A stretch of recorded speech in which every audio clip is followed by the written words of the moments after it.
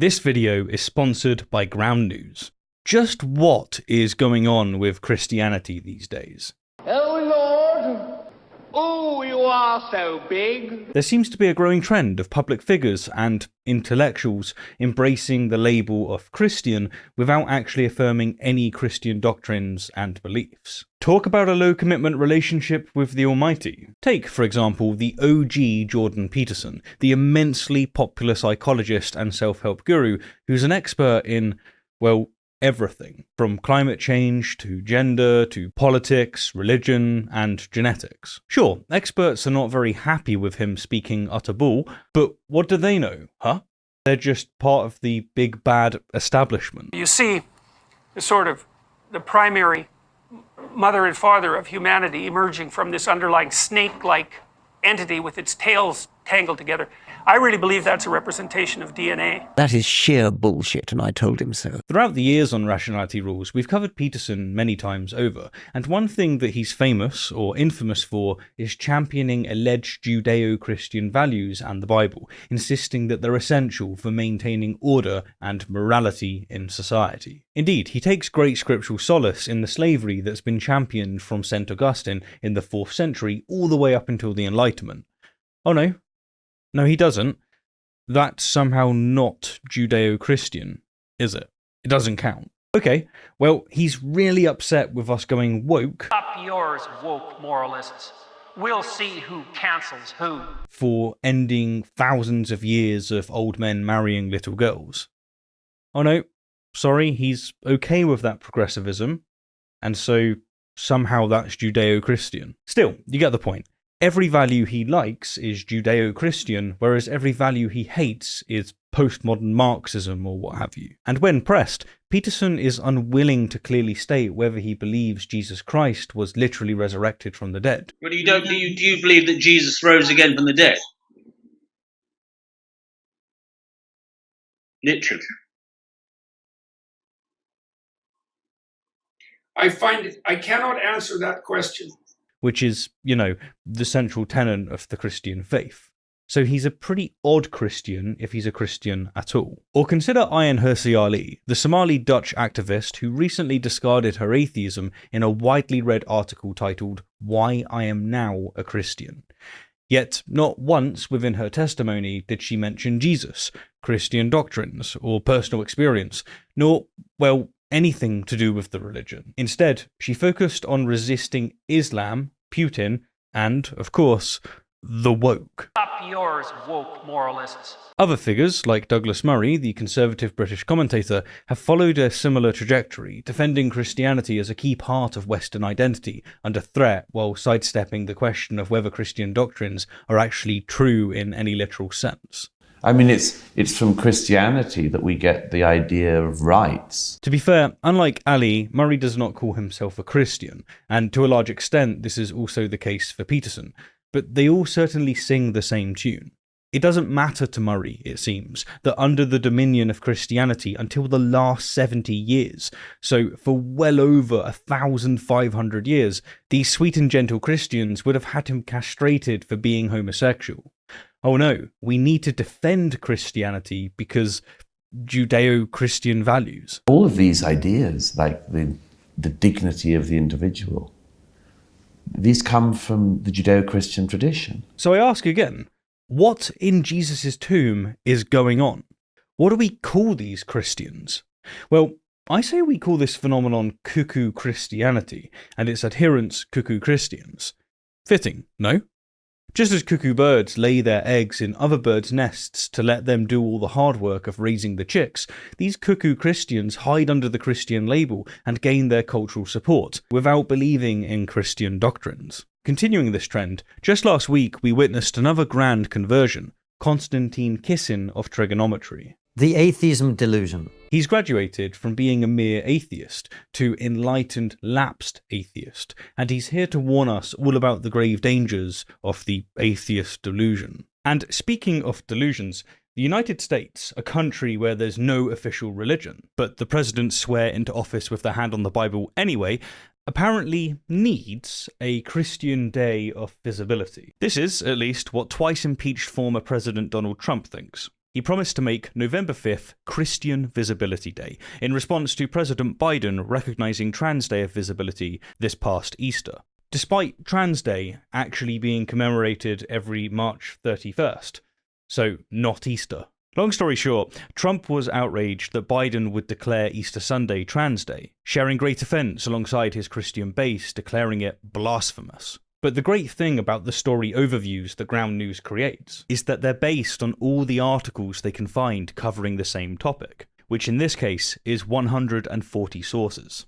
This makes it easy to see what each political side is reporting. For example, the White House says that this was misinformation done on purpose, and the fake right-wing panic is part of Trump's push for Christian nationalism. They even have Biden's proclamation listed so that I can compare his official words with how the media framed it. It's this type of misinformation that's causing more and more polarization in the world, leading us to drown in outrage in our echo chambers. And this is why I'm once again working with Ground News. They're an app and website that prioritizes providing all the information you need, from insights into the source's political bias, to the credibility of their journalism, to the ownership of the outlet. Also that readers can stay up to date with the world in a balanced and objective manner. Ground News is a fantastic app for smashing the walls of your echo chamber, effortlessly helping you understand the news that you read, and indeed don't read. So, if you want to be an informed citizen, I highly recommend that you check out Ground News. Go to ground.news/rationality and see it for yourself. Or, alternatively, simply scan the code that you see on screen right now. Don't let media bias fool you. Get the full picture on Ground News. Thanks. The atheism delusion. When asked about my religious views, I usually call myself an agnostic. But if I had to describe my views more accurately, it would be fair to say that I'm a lapsed atheist. There are a few ways that the label atheist and agnostic are applied, but in the context of going from atheism to agnosticism, this would imply once believing that there's probably no God, to now believing that there's a fair chance that there is one. So what we might expect to hear is reasons as to why Constantine now believes there's a decent chance there's a god. Maybe it's the fine-tuning argument, a cosmological consideration, perhaps it's a moral disposition, maybe it's a personal experience. But no. Just like Peterson, Ali, and the other cuckoos, we receive at best a purely pragmatic argument.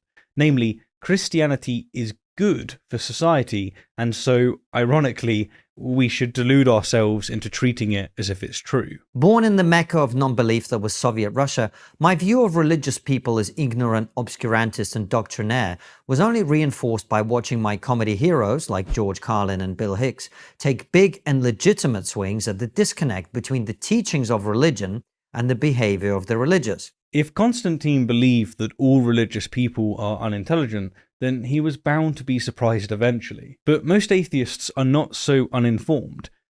We recognise that while there is a very strong correlation between intelligence and non-belief, there are certainly some highly intelligent individuals from all faiths. Painting all religious people with a broad bad brush, as Constantine admits to doing, is a delusion that he had, but it isn't entailed by atheism. Hicks summed this incongruity up perfectly by recalling a story of three men approaching him after a gig in Alabama. Hey buddy, we're Christians. We don't like what you said. I said, then forgive me. Today, in a world in which the religious right has less obvious impact on our world, jokes of this kind would have little resonance. Constantine's claim that the religious right has less impact today is of course true in the sense that they've lost a significant portion of their base. Christianity in the West, though still dominant, has suffered an astonishing reduction in membership. However, these jokes still resonate because the base remains large and, more importantly, very powerful. The immense influence of conservative religious groups is still extremely evident, particularly in the United States. Recent debates and legislation surrounding issues such as abortion rights and LGBTQ+ matters demonstrate that the religious right continue to exert significant pressure on public policy. A considerable part of Donald Trump's base explicitly votes for him due to religious reasons. So while Bill Hicks' jokes might have slightly less relevance, downplaying it, as Constantine has done, strikes me as deeply problematic. One of the biggest frictions with Abrahamic religion is, of course, creationism and evolution denial, but this debate still isn't settled. make no mistake, we are still fighting this battle. A recent interview with Tucker Carlson went viral, in which he embodied the typical evangelical disposition on the subject. You can measure adaptation. Yeah. But there's no evidence that in fact, I think we've kind of given up on the idea of evolution. We've had full-on Discovery Institute creationists featuring on primetime television with Piers Morgan, and Dennis Prager has evidently managed to get his claws into Florida's education system, with PragerU kids now being taught to children. This backdrop provided the perfect opportunity for the emergence of daring countercultural figures who could use their erudition, wit, and refreshing honesty to effortlessly take apart the tired old arguments for a religious worldview. At this point, Constantine talks about the four horsemen of New Atheism. They were cool. He praises Richard Dawkins for books such as The Selfish Gene and The Blind Watchmaker, and Christopher Hitchens for obliterating the cowardice and embarrassment of apologetics. And I'll tell you one thing for sure, Hitchens would have slapped the shit out of these cuckoo Christians. Witnessing them label others deluded while insisting that we should willfully delude ourselves into Christianity would have given him great amusement. Anyhow, Constantine then praises Sam Harris for articulating various problems with Islam on Bill Maher. Only to be shouted down by Ben Affleck in what quickly became the talk of the internet. And then Constantine says this. The new atheists were exciting because they were saying something new, challenging the dogma of their day and speaking truth to power. Not content with proving that religion wasn't true, they ventured further in attempting to prove religion was at best unnecessary and more likely harmful. But wasn't that always the reason for the New Atheist movement? Wasn't this the essence of the entire thing?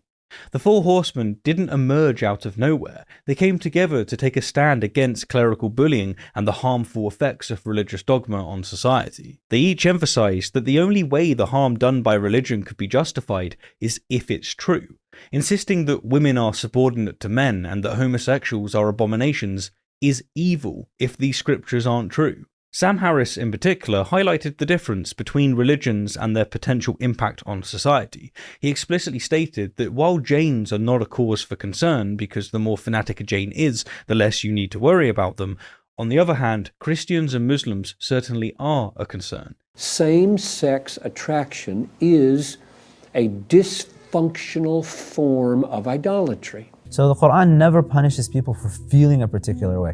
It's always about acting in a way that is contrary to what Allah subhanahu wa ta'ala and His Messenger sallallahu alaihi wasallam commanded. This is precisely because their beliefs have real life consequences that can be detrimental to individuals and society as a whole, beliefs that are still having enormous impact today. This year, the US election may well pivot entirely on abortion rights, which evangelicals are fervently against because of explicitly religious reasons. So, to me, Constantine's statement indicates a misunderstanding of New Atheism. The New Atheists were never content with simply proving religion false. That wasn't the point. They always recognized the urgency of addressing the harm caused by religious dogma. It was around this point that I began to lose my faith in atheism. Right, so let's pause here to unpack what Constantine is saying. His narrative is that he was convinced that there's probably no God, but upon hearing the Four Horsemen's arguments for why Abrahamic religion in particular is not just wrong but also causes a lot of harm, the probability he assigned to God's existence went up. You see, this is the issue with cuckoo Christians and their religious discourse. Up until now, the discourse on theism versus atheism has revolved around theology, philosophy, and science. But these cuckoos are playing a completely different game. They're losing their faith in the proposition that there are no gods because, in this case, some popular atheists started expressing why religion is also harmful. This doesn't make sense. The God Delusion was the last Dawkins book I read, and the appeal of that discussion went quickly for several reasons. Okay, so here's another issue. The God Delusion came out after God is Not Great and many other New Atheist books. And so, are we to assume that Constantine didn't read the other books he's criticizing? Did he even digest their arguments of religious harm that caused his faith in atheism to shatter? First, it was clear to me that to attempt to challenge Islamic extremists with facts and logic as Dawkins, Hitchens, and Harris had done was to fail on purpose. On purpose? Really, Constantine? That's quite a claim, my dude. You're assigning nefarious intent as if they set out to deliberately fail.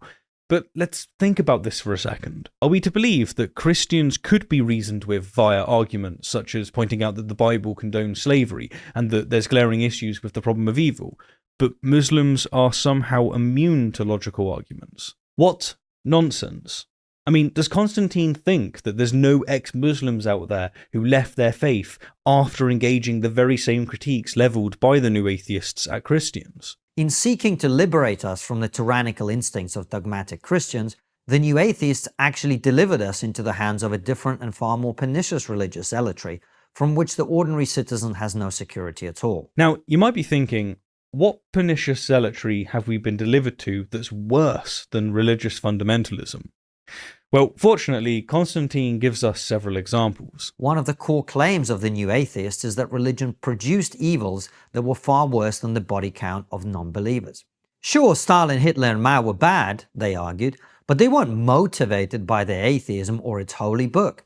This view of the Holocaust, Stalinism and the Great Leap Forward as accidental byproducts of a non-complicit atheism is, to me, a complete misunderstanding of the impact a lack of religious faith has on the way we think about other human beings. Lumping Stalin, Hitler and Mao together as examples of bad people is more than fair, but doing so in the context of religion isn't accurate. I mentioned Prager and his propaganda earlier, and this serves as a good time to plug my video responding to him insisting that Hitler and Nazi Germany were atheistic.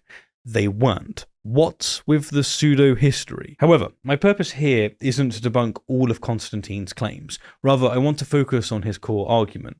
That said, I probably will address his claims about Stalin and the Soviet Union another time, as they are a common source of misinformation, so let me know if you would like to see such a video. The other big bad boogeyman that Constantine points to is, following Ali, wokeism. This new religion has just as little regard for the truth as the old ones. That's why Richard Dawkins, who spent his best years arguing with creationists, is now increasingly forced to explain basic biological concepts, like the inability to change your sex by incantation, on national television. It never ceases to stun me that Constantine, and so many other pursuers of truth, can make so much content around the gender debate and yet still fail to represent their views accurately. To claim that believing that one can change their gender, not sex, gender, is a new religion whose proponents don't care about truth, is to embody the very traits that you're accusing others of having. Anyhow, let's get to the crux of Constantine's video. Here it is. The central positive feature of the religious worldview is to ensure that human beings do not see themselves as the sole arbiters of truth and justice. That having torn God down from his pedestal, we do not put ourselves in his place. Constantine's central claim, then, is that when we don't believe in God, we elevate ourselves to the throne of God, and since this entails atrocities, we ought to, what? Pretend that Christianity is true? As already said, the claim that the dictators and carnage of the 20th century are atheistic is pseudo-history. It's bollocks. But the ballistic bollocks is the words Constantine didn't say. His view assumes that the religious have a higher power to keep them in check. But do they? Really, consider Christianity alone. There are mutually exclusive and jointly exhaustive Christian divisions, Catholics, Protestants and Mormons, to name just a few, and each of them claim that its specific collection of doctrines has capital T truth. They have killed each other over such minor disagreements. And worse, it's been, and still is, all the more difficult to reason with them, precisely because they're convinced that God Almighty is on their side. The same is true, of course, of the Church Fathers, who had radically different views from the majority of Christians today. They knew that slavery is kosher because God says so, and unlike modern woke Christians, they gave us receipts. There are tons of slavery-endorsing verses in the Bible, and they can't just be hand-waved away by saying Jesus said love thy neighbour. Yeah, Jesus also said, slaves, obey your master. But no, each Christian creates Christianity in her own image. That's why each Christian's intuitions, which are ironically shaped by Enlightenment values, just so happen to be what the big guy demands. A further irony here is that while encouraging us to embrace religion, the cuckoo Christians are fearful of religion, namely Islam. On the one hand, they want to warn us not to do away with God, as if we have a choice, And on the other hand, they want us to fight against those who believe God is in their corner. They romanticize the Christianity of yesteryear without knowing enough history to recognize that it's modern Islam in all but label. Anyhow, in wrapping up, I just want to once again thank Ground News for sponsoring the channel and providing a means of retaining truth. And I'd like to say to Constantine, should he be watching this, should you be watching this, good sir, that it would be awesome to have a conversation. If you're able and willing, then please reach out. I'd love to make it happen. Thanks.